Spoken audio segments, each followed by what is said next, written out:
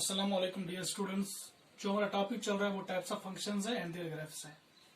और जो types of functions and their graphs में जो हमारा आज का टॉपिक है वो है greatest integer function. Greatest integer function को हम कैसे डिफाइन कर सकते हैं और इसका ग्राफ हम कैसे डाल सकते हैं। जो ग्रेटेस्ट इंटीजर फंक्शन है उसको हम डिफाइन कर सकते हैं F of x is equal to bracket of x.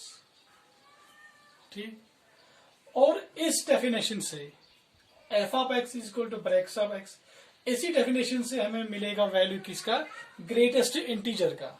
किसका वैल्यू मिलेगा, ग्रेटेस्ट इंटीजर का, मगर क्या, लेस और equal to x. Greatest integer less और इक्वल टू एक्स, इस डेफिनेशन से हमें ग्रेटेस्ट इंटीजर मिलेगा। वो ग्रेटेस्ट इंटीजर या तो एक्स के बराबर होगा या एक्स से कम होगा। अब क्या बात हो गई कि अगर हम इनपुट में कोई वैल्यू दे देंगे तो जो आउटपुट आएगा वो उसका कम होगा। देख लीजिए, हम एक एग्जांपल ले लेते हैं। सपोज अगर हम एक्स की जगह कोई वैल्यू सपोज 3.2 ले लेंगे तो यहां पे इंटीजर क्या है, 3.2 है। एज पर कंडीशन हमने लेना है या तो इंटीजर इसके बराबर होना चाहिए या इससे कम। तो 3.2 जो है ये खुद है, ये डेसिमल है। तो इस 3.2 के बराबर कोई भी इंटीजर नहीं हो सकता है, क्योंकि ऑल पास जो है negative whole numbers are integers. तो इससे कम अगर देखेंगे 3.2 से कम आएगा 3, 2 आएगा, 1 आएगा और 0 आएगा। अब कंडीशन आ गई पहले इंटीजर की, तो यहां से आएगा इससे कम कौन से हैं इंटीजर्स, 3, 2, 1, 0। अब ढूंढना है इनमें से ग्रेटेस्ट। तो इनमें से ग्रेटेस्ट कौन है, 3 है। तो इस फंक्शन का जो हमने इनपुट दिया था 3.2, तो इसका आउटपुट क्या आ गया, 3। तो इसका वैल्यू 3 बनता है। तो यही मैंने बोला था कि लेस और इक्वल टू एक्स जो आप इनपुट में दे दोगे, जो उसका आउटपुट है वो इससे कम आ सकता है। अगर हम एक दूसरी एग्जांपल ले लेंगे, सपोज अगर हम एक्स की बात 5.1 ले लेंगे, ये एक दूसरा इनपुट है। तो यहां पे इंटीजर क्या है, 5.1। तो ऐसा कोई भी इंटीजर नहीं है जो 5 के बराबर 5.1 के बराबर होगा, मगर एज पर कंडीशन इससे कम क्या हो सकता है, 5 होगा, 4 होगा, 3 होगा, 2 होगा। तो अब इनमें से, इन इंटीजर्स में से ग्रेटेस्ट कौन बनता है, 5। तो यहाँ पे इस फंक्शन का वैल्यू जहां पे आपने 5.1 लिया था, तो इसका वैल्यू क्या बनेगा, इस ग्रेटेस्ट इंटीजर फंक्शन का वैल्यू बनेगा 5। ठीक, अब एक तीसरी एग्जांपल भी यहां पे ले लेते हैं। अगर x का वैल्यू होगा सपोज 4, तो यहां पे इंटीजर क्या है, 4 है। तो कंडीशन है लेस और इक्वल टू x। या तो इस इंटीजर की जो हमने यहाँ पे इंटीजर लिया है या जो वैल्यू लिया है हमने, इसके बराबर होना चाहिए पहले। 4 तो 4 के बराबर हो सकता है, 4 से कम है 3, 3 से कम है 2, 2 से कम है 1।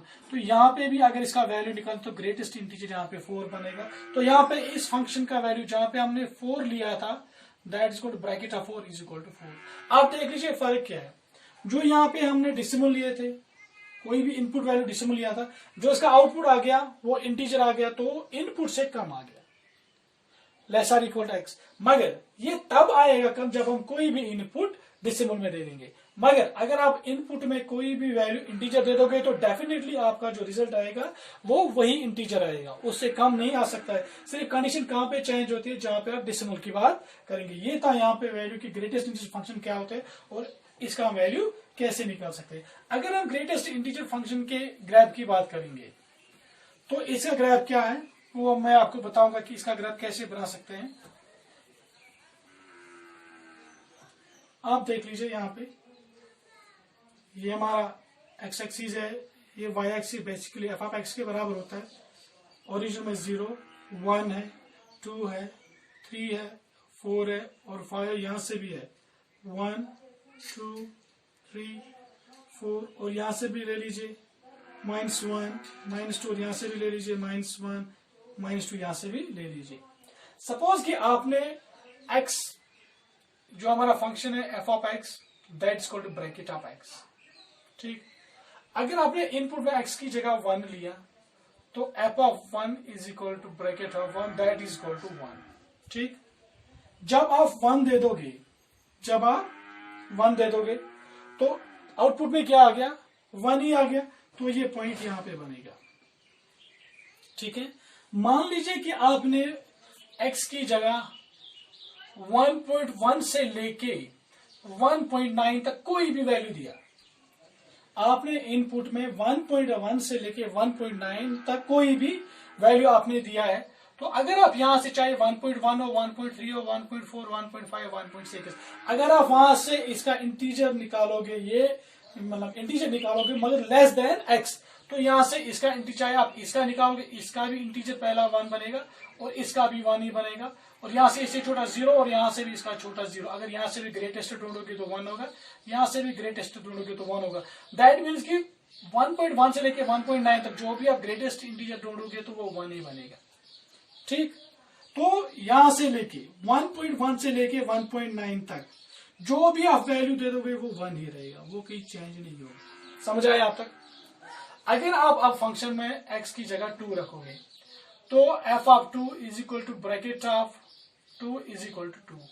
ठीक, अगर आप 2 दे दोगे वैल्यू यहां से तो 2 ही मिलेगा। समझ आई बात? मगर अगर आप 2 से छोड़ के 2.1 से लेके 2.9 तक कोई भी वैल्यू दे दोगे तो सबसे पहले यहाँ पे क्या हमें ग्रेटेस्ट इंटीजर ढूंढना होता है जो लेस देन x होगा। इस इंटीजर से कम तो डेफिनेटली 2 आएगा, 1 आएगा और 0 आएगा, और इन सबसे जब ग्रेटेस्ट ढूंढोगे तो 2 ही मिलेगा। दैट मीन्स 2.1 से लेके 2.9 तक आप कोई भी वैल्यू दे दोगे सिर्फ वैल्यू 2 आएगा, 2 से आगे नहीं जा सकते।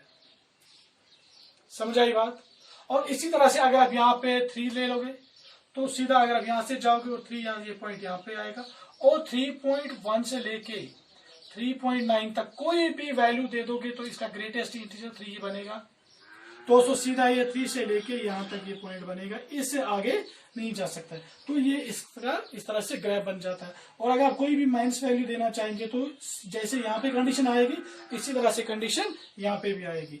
अगर हम यहाँ पे डोमेन की बात करें, डोमेन क्या होता है? जो आप इनपुट दे दोगे, इनपुट में आप कोई भी रियल नंबर दे सकते हैं, आपकी मर्जी है, मगर इसका रेंज देखना कि रेंज क्या हो सकता है। अगर आप कोई भी इनपुट में चाहे आप डेसिमल दे देंगे, चाहे कोई इंटीजर मतलब कोई भी वैल्यू दे देंगे, कोई भी नंबर दे देंगे, तो रिजल्ट क्या आता है?